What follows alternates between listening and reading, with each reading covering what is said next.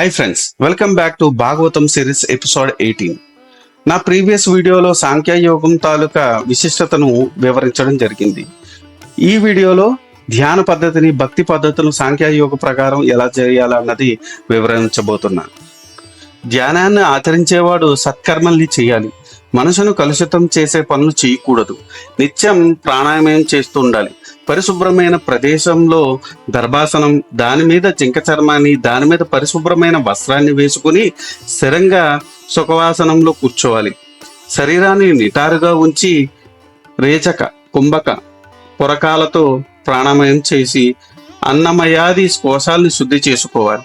మనస్సుని చంచలం కాకుండా స్థిరంగా ఉంచుకొని తీవ్రమైన యమం ద్వారా కాల్చి శుద్ధ చేయబడ్డ బంగారంలాగా మనసును పరిశుభ్రం చేసుకోవాలి. ఈ విధంగా వాయువును జయించిన యోగికి ప్రాణాయామం ద్వారా ఉద్భవించిన అగ్నితో వాతపిత కఫాది దోషాలు తొలగిపోతాయి. ధారణతో అతడి పాపాలు ప్రత్యాహారం ఆచరించటం వల్ల పూర్వజన్మ వాసనలు దహించిపోయేలా చేసుకొని రాగద్వేషాల్ని వదిలి త్రిగుణాల ప్రభావం పడకుండా తన దృష్టిని నాసికాగ్రసం మీద కేంద్రీకరించాలి.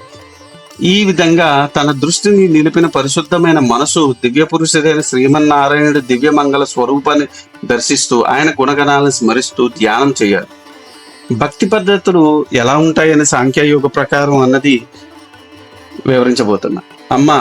మానవులతో ఉన్న గుణగణాలను బట్టి వారిలో ఉన్న సంకల్ప శక్తికి అనుగుణంగా భక్తి భావాలు కలుగుతాయి. ఈ భక్తి అనేది 3 విధాలుగా ఉంటుంది: తామస భక్తి, రాజస భక్తి, సాత్విక భక్తి.